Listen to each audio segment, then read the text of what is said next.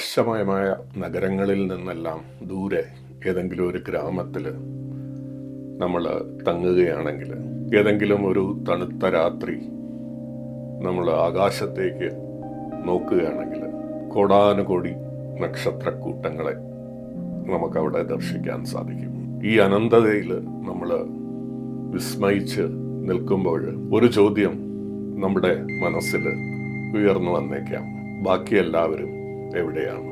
ഭൂമിയിൽ ജീവൻ തുടിക്കുന്നത് നമുക്ക് ചുറ്റും നമ്മൾ കാണുന്നു. നമ്മൾ ഉൾപ്പെടെ മനുഷ്യരും മൃഗങ്ങളും സസ്യങ്ങളുമെല്ലാം ജീവന്റെ പ്രക്രിയയിലൂടെ കടന്നു പോകുന്നു. അങ്ങനെ ഒരവസ്ഥ ഈ കോടാനുകോടി നക്ഷത്രങ്ങൾക്ക് ചുറ്റും കറങ്ങുന്ന ഏതെങ്കിലും ഒരു ചെറിയ ഗ്രഹത്തിലെങ്കിലും ഉണ്ടാകാൻ സാധ്യതയുണ്ടോ? അങ്ങനെ ജീവൻ അവിടെ നിലനിന്നിട്ടുണ്ടെങ്കിൽ അത് മനുഷ്യ സംസ്കാരങ്ങളെ പോലെ ഉയർന്ന സംസ്കാരങ്ങൾ ഉണ്ടാക്കുകയും മറ്റുള്ളവരുമായിട്ട് സംവദിക്കാൻ ശ്രമിക്കുകയും ചെയ്യുമോ? നമുക്ക് ആകാംക്ഷയുണ്ട്, നമ്മളോടൊപ്പം ഈ പ്രപഞ്ചത്തിൽ നമ്മളെ പോലെ ചിന്തിക്കുകയും പ്രവർത്തിക്കുകയും ചെയ്യുന്ന മറ്റ് ജീവികളുണ്ടോ എന്ന്. അത്തരമൊരു ആകാംക്ഷ, അത്തരം ജിജ്ഞാസ വേറെ ഏതോ ഗ്രഹത്തിലിരിക്കുന്ന മറ്റു ഏതെങ്കിലും ഒരു സംസ്കാരത്തിനും ഉണ്ടായിട്ടുണ്ടോ? ഈ ചോദ്യം തേടാൻ ശ്രമിച്ചിട്ട് ഇന്ന് ഏതാണ്ട് 60 വർഷത്തോളമായി. റേഡിയോ കമ്മ്യൂണിക്കേഷൻസ് നമ്മൾ സാധ്യമാക്കിയതിനു ശേഷം നമ്മൾ ഈ ഒരു ചോദ്യം ചോദിച്ചുകൊണ്ടേയിരിക്കുന്നു. നമുക്കിതുവരെ അതിനൊരു ഉത്തരം കിട്ടിയിട്ടില്ല. ഈ ഒരു സമസ്യയുടെ നടുവിൽ നിൽക്കുന്ന ഒരു കാര്യമാണ് ഫെർമി പാരഡോക്സ് എന്ന ഒരു വസ്തുത. എന്താണ് ഈ ഫെർമി പാരഡോക്സ്? അതിലേക്ക് നമുക്കൊന്ന് അല്പം എത്തി നോക്കാം. നമ്മൾ ഏതാണ്ട് 50-60 വർഷങ്ങളോളം ആയി അന്യഗ്രഹങ്ങളിൽ ഉള്ള ജീവികളോ സംസ്കാരത്തെയോ കുറിച്ച് അറിയാൻ ശ്രമിച്ചിട്ട് search for extraterrestrial intelligence അല്ലെങ്കിൽ സെറ്റി എന്ന് പറയുന്ന ഒരു പരീക്ഷണം കുറെ ദശകങ്ങളായിട്ട് നടത്തിക്കൊണ്ടിരിക്കുകയാണ്. റേഡിയോ തരംഗത്തിലൂടെ ഏതെങ്കിലും അന്യഗ്രഹത്തിൽ നിന്ന് നമുക്ക് എന്തെങ്കിലും സന്ദേശങ്ങൾ കിട്ടുന്നുണ്ടോ എന്നുള്ള കാര്യം. അതുപോലെ നമ്മൾ ഭൂമിയിലിരുന്ന് അന്യഗ്രഹത്തിൽ ഇരിക്കുന്ന നമ്മളെപ്പോലുള്ള ജീവികള്, നമ്മളെപ്പോലുള്ള ടെക്നോളജി സംസ്കാരങ്ങൾക്ക് കേൾക്കാനായിട്ട്, അറിയിക്കാനായിട്ട് നമ്മളും സന്ദേശങ്ങൾ പുറപ്പെടുവിച്ചുകൊണ്ടേയിരിക്കുന്നു. ആർസിബോ മെസ്സേജ് എന്നുള്ള ഒരു റേഡിയോ സന്ദേശം 1974 നമ്മൾ പുറപ്പെടുവിച്ചതാണ്. ആ സന്ദേശത്തില് ഭൂമിയെക്കുറിച്ച്, ഭൂമിയിലെ മനുഷ്യരെക്കുറിച്ച്, നമ്മുടെ ആവാസ വ്യവസ്ഥിതികളെ കുറിച്ച്, നമ്മുടെ ഗ്രഹത്തിൽ എന്തൊക്കെ കെമിക്കൽസ് ഉണ്ട് എന്നുള്ളതിനെ കുറിച്ച്, അല്ലെങ്കിൽ പീരിയോഡിക് ടേബിളിനെ കുറിച്ച്, അതും കൂടാതെ നമ്മുടെ കൃത്യമായിട്ടുള്ള ലൊക്കേഷൻ എന്താണ് എന്നുള്ളതിനെ കുറിച്ചൊക്കെ വിവരണങ്ങൾ നമ്മൾ നൽകിയിരുന്നു. അതേപോലെ ഇതേ വിവരണങ്ങൾ നമ്മൾ പല മെറ്റാലിക് പ്ലേറ്റുകളിൽ, അലൂമിനിയം പ്ലേറ്റ്, ഗോൾഡ് പ്ലേറ്റുകളിൽ നമ്മൾ അത് എഴുതി പല സ്പേസ് മിഷന്റെയും ഭാഗമായിട്ട് നമ്മൾ പുറത്തേക്ക് കടത്തിവിട്ടിട്ടുണ്ട്. മനുഷ്യരുടെ രൂപങ്ങൾ, മനുഷ്യരുടെ മറ്റ് വിവരണങ്ങൾ, നമ്മൾ ഉണ്ടാക്കുന്ന ശബ്ദങ്ങൾ, നമ്മുടെ മൃഗങ്ങൾ ഉണ്ടാക്കുന്ന ശബ്ദങ്ങൾ, കുറെ ഫോട്ടോഗ്രാഫുകൾ, നമ്മുടെ ലൊക്കേഷന്, ഇതെല്ലാം ഉൾക്കൊള്ളുന്ന ലിഖിതങ്ങൾ നമ്മൾ പലപ്പോഴായിട്ട് പുറത്തേക്ക് വിട്ടുകൊണ്ടിരിക്കുന്നു. എന്നാൽ ഇതിൽ നിന്നെല്ലാം നമുക്ക് കിട്ടുന്ന ഉത്തരം ഒന്ന് തന്നെയാണ്: വലിയ ഒരു നിശബ്ദത. വേറെ ആരെങ്കിലും ഉണ്ടോ എന്ന് നമ്മൾ ചോദിക്കാൻ ശ്രമിച്ചുകൊണ്ടിരിക്കുമ്പോഴും, നമ്മളിവിടെ ഉണ്ട് എന്നുള്ള അറിയിപ്പ് കൊടുത്തുകൊണ്ടിരിക്കുമ്പോഴും നമുക്ക് കിട്ടുന്ന ഉത്തരം ഇത്രയും കാലമായിട്ട് ഒന്ന് തന്നെയാണ്: വലിയ ശൂന്യത, വലിയ ഒരു നിശബ്ദത. ഈ അടുത്ത കാലത്ത് ബ്രേക്ക് ത്രൂ ലിസൺ എന്നുള്ള ഒരു പ്രോജക്റ്റ് റേഡിയോ തരംഗങ്ങളെ നമ്മൾ കേൾക്കാൻ വേണ്ടി ഉപകരണങ്ങൾ നമ്മുടെ തന്നെ മിൽക്കി വേയുടെ, ആകാശഗംഗയുടെ മധ്യഭാഗത്തേക്ക് നമ്മൾ കാതോർത്തിരുന്നു. ലക്ഷക്കണക്കിന് നക്ഷത്രങ്ങളെ, ഏതാണ്ട് 100-ൽ കൂടുതൽ ഗ്രഹങ്ങളെയും കേന്ദ്രീകരിച്ചുകൊണ്ട് വളരെ നീണ്ടുനിന്ന ഒരു പഠനം, ഒരു ശ്രവണം നമ്മൾ നടത്തി. ഏതെങ്കിലും ഈ നക്ഷത്രങ്ങളിൽ നിന്നോ ആ ഉപഗ്രഹങ്ങളിൽ നിന്നോ നമുക്ക് റേഡിയോ ഫ്രീക്വൻസിയിലുള്ള ശബ്ദങ്ങൾ നമുക്ക് കിട്ടുന്നുണ്ടോ എന്ന്. അപ്പോൾ നമുക്കത് എന്തുകൊണ്ട് ഗാലക്റ്റിക് സെന്ററിലേക്ക് ആണ് നമ്മൾ ഈ പരീക്ഷണം ഒതുക്കിയത് എന്ന് ചോദിച്ചു കഴിഞ്ഞാൽ, അതിന് കാരണം നമ്മുടെ ഗാലക്സിയുടെ സെന്ററിലാണ് ഏറ്റവും കൂടുതൽ നക്ഷത്രങ്ങളുള്ളത്. വളരെ ഹൈ ഡെൻസിറ്റി ആയിട്ടുള്ള നക്ഷത്രക്കൂട്ടങ്ങൾ അവിടെ നിലനിൽക്കുന്നു. ഒരുപാട് ഉപഗ്രഹങ്ങളെയും നമ്മൾ അവിടെ കണ്ടെത്തിയിട്ടുണ്ട്. അപ്പോൾ ഈ നക്ഷത്രങ്ങളും ഉപഗ്രഹങ്ങളുമൊക്കെ വളരെ സാന്ദ്രതയോടുകൂടി നിൽക്കുന്നത് കൊണ്ട് ഒരുപക്ഷെ അവിടെ നിന്ന് നമുക്കൊരു സിഗ്നൽ കിട്ടാൻ, ഏതെങ്കിലും അന്യ ജീവികളുടെയോ സംസ്കാരത്തിന്റെയോ ഒരു സിഗ്നൽ കിട്ടാൻ കൂടുതൽ സാധ്യത ഉണ്ട് എന്നുള്ള ഒരു വീക്ഷണത്തിൽ നിന്നാണ് നമ്മൾ അങ്ങോട്ട് നോക്കിയത്. നിർഭാഗ്യവശാൽ നമുക്ക് ഒരു സന്ദേശവും കിട്ടിയില്ല. ഒരുപക്ഷെ റേഡിയോ തരംഗങ്ങളെ ശ്രവിക്കുക അത്ര ശരിയായിട്ടുള്ള രീതിയല്ല എന്ന് ചില ശാസ്ത്രജ്ഞന്മാർ പറയുന്നു. തീർത്തും പ്രകൃതിയുടെ ഭാഗമായിട്ടും റേഡിയോ തരംഗങ്ങൾ, റേഡിയോ ഫ്രീക്വൻസിയിലുള്ള തരംഗങ്ങൾ ഉണ്ടാകാൻ സാധ്യതയുള്ളത് കൊണ്ട് അതിനെ അല്ല നമ്മൾ നോക്കേണ്ടത്. റേഡിയോ തരംഗങ്ങളെക്കാൾ വികസിതമായിട്ടുള്ള ടെക്നോളജികൾ ഉപയോഗിച്ച് ഉണ്ടാക്കുന്ന സിഗ്നലുകൾ എന്തെങ്കിലും ഉണ്ടോ എന്നുള്ളതാണ് നമ്മൾ വീക്ഷിക്കേണ്ടത് എന്ന ഒരു മറുവാദം ഉണ്ട്. അപ്പൊ ഈ ഒരു കാര്യത്തെയും നമ്മൾ പരീക്ഷിക്കാൻ ശ്രമിച്ചു ഈ അടുത്ത കാലത്ത്. ലേസർ സാങ്കേതിക വിദ്യ, അത് നമുക്ക് നേച്ചറിൽ കാണാവുന്നതല്ല. ലൈറ്റ് ആംപ്ലിഫിക്കേഷൻ, അത് ഉയർന്ന സാങ്കേതിക വിദ്യ കൈവരിച്ചിട്ടുള്ള സംസ്കാരങ്ങളിൽ മാത്രമേ ലേസറിന്റെ ഉപയോഗം സാധ്യമാകുകയുള്ളൂ. അതുകൊണ്ട് ലേസർ സിഗ്നൽസ് എന്തെങ്കിലും ഉണ്ടോ എന്നുള്ള ഒരു പരീക്ഷണവും നമ്മൾ നടത്തുകയുണ്ടായി. വളരെയധികം നക്ഷത്രങ്ങളെയും ഉപഗ്രഹങ്ങളെയും എല്ലാം കേന്ദ്രീകരിച്ച് നടത്തിയ ഈ പരീക്ഷണവും നമുക്ക് നൽകിയ ഉത്തരം വ്യത്യസ്തമല്ല, വലിയൊരു നിശബ്ദത തന്നെയാണ്. ഇത്തരത്തിലുള്ള പഠനങ്ങൾ ഇനിയും തുടർന്നുകൊണ്ടിരിക്കും. എന്തുകൊണ്ടാണ് നമുക്ക് ഏതെങ്കിലും ഒരു അന്യഗ്രഹത്തിൽ നിന്ന് ഒരു സിഗ്നൽ കിട്ടാൻ ഇത്രയും പ്രയാസം? ഈ ചോദ്യം ചോദിച്ചത് നേരത്തെ പറഞ്ഞതുപോലെ ഫെർമി എന്ന ഒരു ശാസ്ത്രജ്ഞനാണ്. ഇത്രയും അനന്തമായിട്ടുള്ള പ്രപഞ്ചത്തെ നമുക്ക് ഗ്രഹിക്കാമെങ്കിലും എന്തുകൊണ്ടാണ് ഈ നിശബ്ദത? ഫെർമി അഥവാ എൻറിക്കോ ഫെർമി എന്ന ശാസ്ത്രജ്ഞൻ വലിയ ഒരു ഭൗതിക ശാസ്ത്രജ്ഞനാണ്. ന്യൂക്ലിയർ ഫിസിക്സിൽ അദ്ദേഹം ഒരുപാട് സംഭാവനകൾ നൽകിയിട്ടുണ്ട്. അതുപോലെ തന്നെ ക്വാണ്ടം മെക്കാനിക്സിൽ സംഭാവനകൾ നൽകിയിട്ടുണ്ട്. സ്റ്റാറ്റിസ്റ്റിക്കൽ ഫിസിക്സിൽ അദ്ദേഹം സംഭാവനകൾ നൽകിയിട്ടുണ്ട്.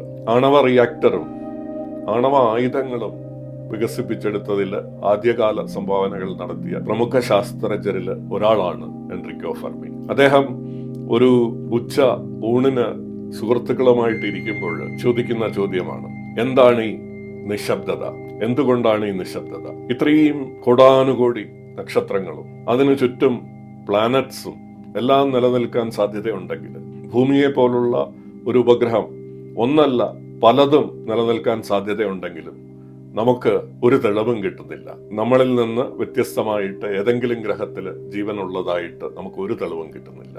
അപ്പൊ ഇതിനെയാണ് പിന്നീട് ശാസ്ത്രജ്ഞന്മാര് ഫെർമി പാരഡോക്സ് എന്ന് പറഞ്ഞത്. ഫെർമി ഇത്തരത്തിലുള്ള ചോദ്യങ്ങൾ ചോദിക്കുന്നതിൽ വിദഗ്ധനായിരുന്നു. വലിയ പ്രശ്നങ്ങളെ ചെറിയ ചോദ്യങ്ങളായിട്ട് ചോദിച്ച് നമ്മളിൽ അതിനെക്കുറിച്ചുള്ള ഒരു ചിന്ത ഉദിപ്പിക്കുന്നതിനെ, അതില് ഉത്തരങ്ങൾ തേടി നമ്മളെ പുതിയ മാനങ്ങൾ കണ്ടെത്തുന്നതിലും ഇദ്ദേഹം ഒരുപാട് സംഭാവനകൾ നൽകിയിട്ടുണ്ട്. ഫെർമി എപ്പോഴും വളരെ ലളിതമായിട്ടുള്ള രീതിയിൽ കാര്യങ്ങളെ സമീപിക്കുകയും ലളിതമായിട്ട് ഉത്തരങ്ങൾ കണ്ടെത്താനും ശ്രമിക്കുന്ന ശാസ്ത്രജ്ഞനായിരുന്നു. ഉദാഹരണത്തിന് ആദ്യത്തെ ആണവ പരീക്ഷണം മൻഹാറ്റൻ പ്രോജക്റ്റിൽ അദ്ദേഹം പങ്കെടുക്കുമ്പോൾ ആ പ്രോജക്റ്റിന്റെ ആ ആണവ വിസ്ഫോടനത്തിന്റെ ശക്തി എന്താണ് എന്ന് മനസ്സിലാക്കാൻ വലിയ ഉപകരണങ്ങളൊന്നും ഉപയോഗിക്കാതെ ഒരു പ്രയത്നം നടത്തുകയുണ്ടായി. ഈ വിസ്ഫോടനത്തിൽ നിന്ന് വരുന്ന ഷോക്ക് വേവില് കുറച്ച് കടലാസ് വലിച്ചു കീറി ചെറിയ പീസാക്കിയിട്ട് ഈ ഷോക്ക് വേവിൽ അത് പറത്തുകയും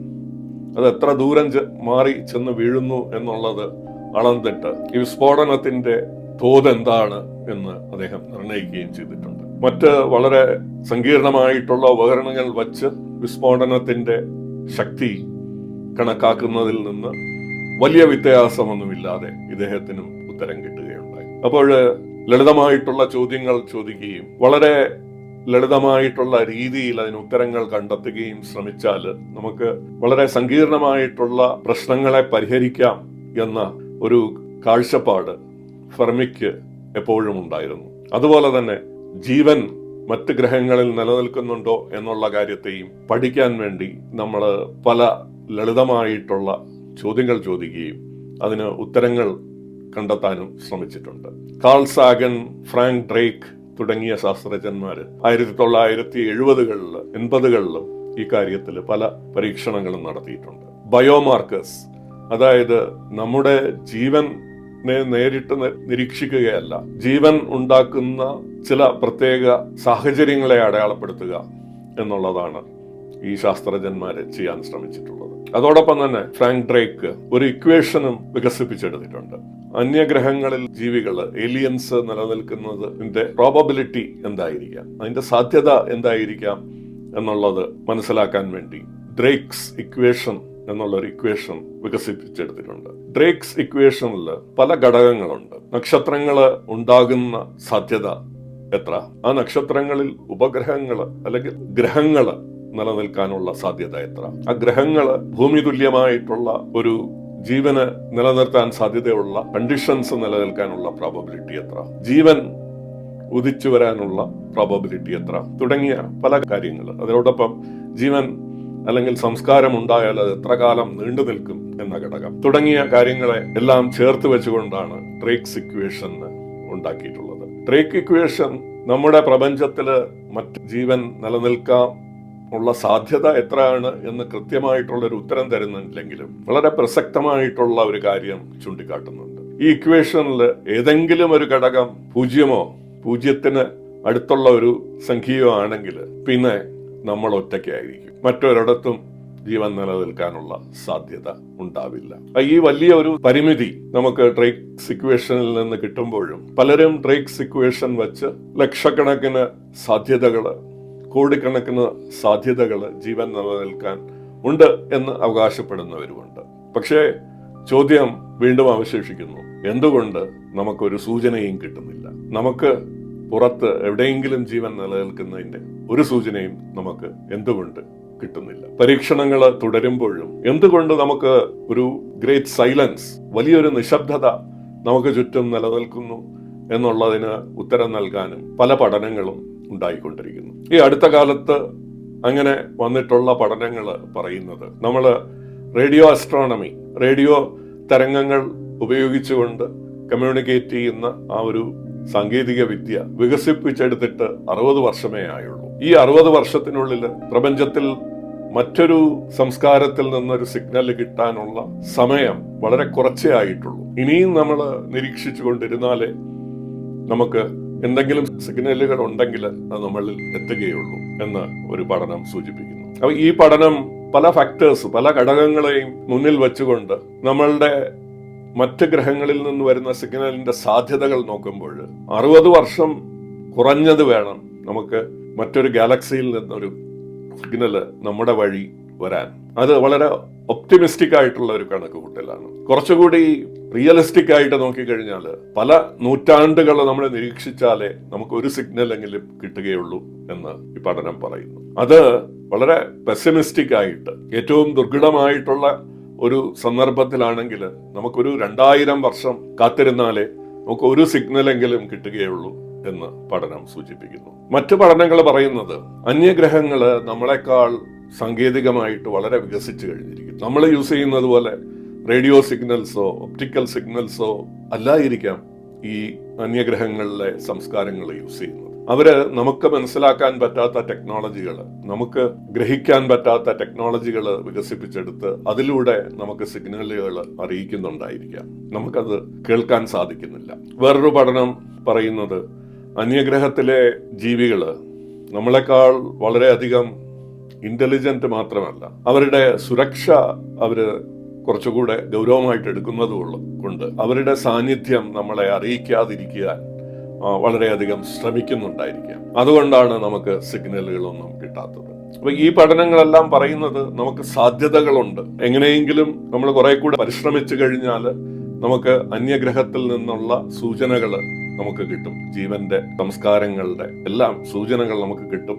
നമുക്ക് കുറച്ച് പേഷ്യന്റ് ആയിട്ടിരിക്കണം എന്നതാണ്.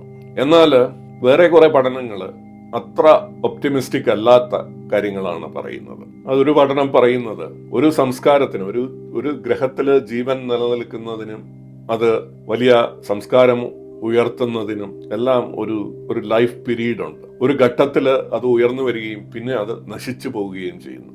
ഒരു പക്ഷേ നമുക്ക് മുമ്പ് ഈ പ്രപഞ്ചത്തില് ഇത്തരത്തില് ജീവന്റെ ഉൽപ്പത്തി ഉണ്ടാകുകയും അത് വലിയ സംസ്കാരങ്ങളായിട്ട് വികസിക്കുകയൊക്കെ ചെയ്തു. എന്നാൽ അതെല്ലാം നശിച്ചു പോവുകയാണ് ചെയ്യുന്നത്. അതുകൊണ്ട് നമുക്ക് ഈ സംസ്കാരങ്ങളെ കുറിച്ച് ഇന്ന് അറിയാൻ യാതൊരു വഴിയുമില്ല.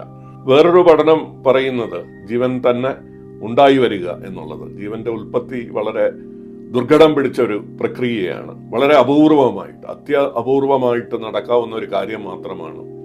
അതുകൊണ്ട് ഒരുപക്ഷെ ഈ പ്രപഞ്ചത്തില് നമ്മുടെ ഈ ഭൂമി ഒഴിച്ച് വേറൊരിടത്തും ജീവൻ ഉണ്ടാകാൻ സാധ്യത ഇല്ല എന്ന് വേറൊരു പഠനം പറയുന്നു. മറ്റൊരു പഠനം പറയുന്നത് ജൈവികമായിട്ടുള്ള ഈ ജീവനിൽ നിന്ന് മറ്റ് ഗ്രഹങ്ങളിലുള്ള സംസ്കാരങ്ങളെല്ലാം വികസിച്ച് അതൊരു ആർട്ടിഫിഷ്യൽ ഇന്റലിജൻസ് പോലുള്ള ഒരു സ്ഥിതിയിലേക്ക് മാറിക്കഴിഞ്ഞിരിക്കുന്നു. നമ്മൾ കാർബൺ ബേസ്ഡ് ലൈഫ് എന്ന് പറയും. അതിൽ നിന്ന് വികസിച്ച് നമ്മൾ സിലിക്കോൺ ബേസ്ഡ് കമ്പ്യൂട്ടർ ചിപ്പുകളെ ബേസ് ചെയ്തിട്ടുള്ള ജീവനിലേക്ക് പോകുന്നു എന്ന് ചിലര് അഭിപ്രായപ്പെടുന്നുണ്ടല്ലോ. മാട്രിക്സ് എന്ന സിനിമ 1990കളിലാണ് ഈ ആശയം വ്യാപകമായിട്ട് നമ്മുടെ ഇടയിൽ കൊണ്ടുവന്നത്. മാട്രിക്സിൽ പറയുന്ന കഥ മനുഷ്യരെ മുഴുവൻ മെഷീനുകൾ കീഴ്പ്പെടുത്തുകയും മെഷീനുകൾ മനുഷ്യരെ അടിമകളാക്കുകയും മനുഷ്യരെ ഒരു സാങ്കല്പിക ഒരു ഫാന്റസി ലോകത്ത് ഒതുക്കുകയും നമ്മുടെ ഊർജം അത് മുതലെടുത്ത് അതിന്റെ ഉപജീവനം നിലനിർത്തുകയും ചെയ്യുന്നു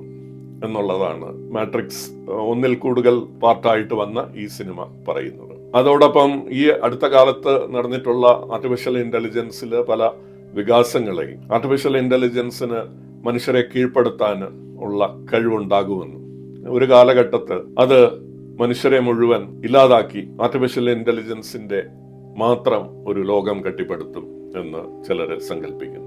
ആർട്ടിഫിഷ്യൽ ഇന്റലിജൻസിന്റെ സാധ്യതകൾ, അതിന് ബോധമുണ്ടാകാനുള്ള സാധ്യതകളെ കുറിച്ച് നമ്മൾ ഇതിനു മുമ്പ് ഒരു വീഡിയോയിൽ വിശദമായിട്ട് സംസാരിക്കുകയുണ്ടായി. എന്നിരുന്നാലും ആർട്ടിഫിഷ്യൽ ഇന്റലിജൻസിന്റെ ഒരു സാധ്യത ബഹിരാകാശത്തില് ഉള്ള ജീവികള് എത്രമാത്രം ഉപയോഗപ്പെടുത്താൻ സാധ്യതയുണ്ട് എന്നുള്ളതിനെ കുറിച്ച് ചിന്തിക്കുന്ന ശാസ്ത്രജ്ഞന്മാരുണ്ട്. അതിനോടനുബന്ധിച്ചാണ് അവരൊരു വളരെ വികസിതമായിട്ടുള്ള ഒരു സാങ്കേതിക വിദ്യ, ഡൈസൺ സ്പിയർ എന്ന് പറയുന്ന ഒരു സാങ്കേതിക വിദ്യ ഉപയോഗിച്ചുകൊണ്ട് ഒരു നക്ഷത്രത്തിന് ചുറ്റും ആർട്ടിഫിഷ്യൽ ആയിട്ടുള്ള ഉപഗ്രഹങ്ങളെ നിരത്തിക്കൊണ്ട് ആ നക്ഷത്രത്തെ നിയന്ത്രിക്കുകയും ആ നക്ഷത്രത്തിൽ നിന്ന് ഊർജം സംഭരിക്കുകയും ഒക്കെ ചെയ്യുന്ന ഒരു കാര്യം നടത്താൻ പറ്റും എന്നുള്ള ഒരു മോഡല് ചിലര് മുന്നോട്ട് വയ്ക്കുന്നുണ്ട്. അപ്പോൾ ഇത്തരത്തിലുള്ള ഡൈസൺ സ്പിയർ പോലുള്ള കാര്യങ്ങൾ എവിടെയെങ്കിലും നിലവിൽ നിൽക്കുന്നുണ്ടെങ്കിൽ അവിടെ വളരെ അഡ്വാൻസ്ഡ് ആയിട്ടുള്ള ജീവനും സംസ്കാരവും നിലനിൽക്കാൻ സാധ്യതയുണ്ട് എന്ന കാര്യം ചിലർ ചൂണ്ടിക്കാട്ടുന്നു.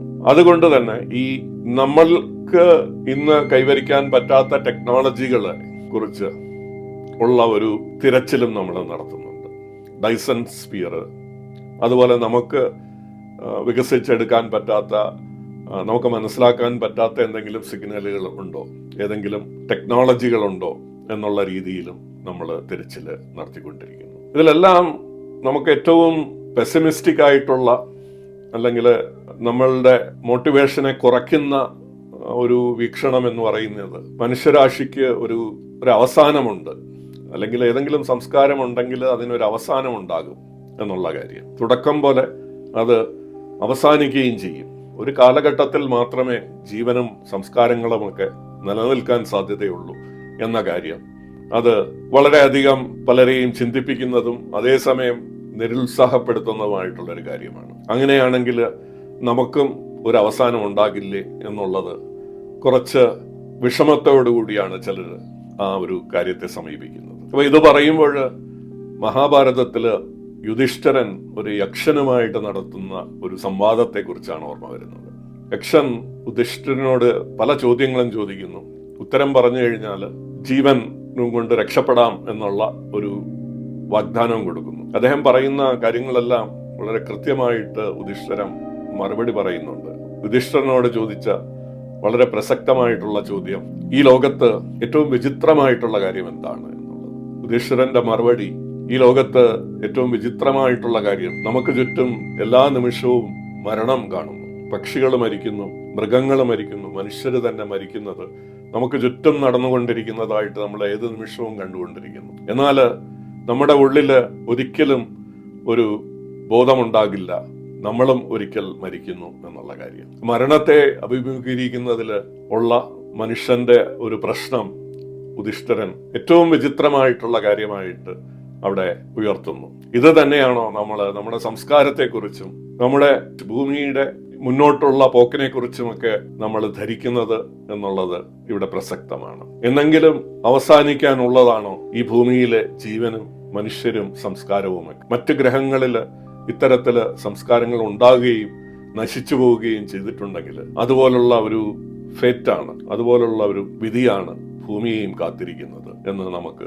ചിന്തിക്കേണ്ടി വരും. അപ്പോൾ മനുഷ്യരാശിയെക്കുറിച്ച് ഉള്ള നമ്മളുടെ ധാരണകൾ മുന്നോട്ട് പോകുമ്പോൾ എങ്ങനെയായിരിക്കും എന്നുള്ളതിന് ഒരുപാട് ഉത്തരം തരാൻ പ്രാപ്തിയുള്ളതാണ് അന്യഗ്രഹങ്ങളിൽ ജീവികളുണ്ടോ, അങ്ങനെ ഉണ്ടായിരുന്നെങ്കിൽ അവയ്ക്ക് എന്ത് സംഭവിച്ചു എന്നുള്ള കാര്യങ്ങളെക്കുറിച്ച് മനസ്സിലാക്കുന്നത്. അന്യഗ്രഹങ്ങളിലെ ജീവികള്, ഏലിയൻസിനെ കുറിച്ച് പഠിക്കുന്നത് വെറും ഒരു ജിജ്ഞാസ മാത്രമല്ല, നമ്മളെക്കുറിച്ചും നമ്മുടെ പ്രപഞ്ചത്തെക്കുറിച്ചുമുള്ള ധാരണകൾ നമ്മളെ നിർണയിക്കുന്നതിന് അത് വളരെയധികം സഹായിക്കും. അന്യഗ്രഹ ജീവികളെ കുറിച്ചുള്ള പല പഠനങ്ങളിലെയും 1-2 പഠനങ്ങൾ മാത്രമേ ഈ വീഡിയോയിൽ നമ്മൾ ശ്രദ്ധിക്കാൻ ശ്രമിച്ചിട്ടുള്ളത്. വളരെയധികം പഠനങ്ങളുണ്ട്, അനുദിനം പുതിയ പഠനങ്ങൾ വന്നുകൊണ്ടിരിക്കുന്നു. ആ പഠനങ്ങളെല്ലാം മുൻനിർത്തിക്കൊണ്ട് നമുക്ക് ഈ സംഭാഷണം പല ഘട്ടങ്ങളിലായിട്ട് ഒരു സീരിയസ് ആയിട്ട് തന്നെ മുന്നോട്ട് കൊണ്ട് പോകേണ്ട കാര്യമുണ്ട്. ആ അന്യഗ്രഹ ജീവികളുടെ ആ വലിയ നിശബ്ദതയെക്കുറിച്ചുള്ള കാര്യത്തെ ഓർമ്മിപ്പിച്ചുകൊണ്ട് അത്തരത്തിലുള്ള ഗഹനമായിട്ടുള്ള മറ്റു പഠനങ്ങളിലേക്ക് നമുക്ക് എത്തി നോക്കാം ഇനി വരുന്ന എപ്പിസോഡുകളിൽ.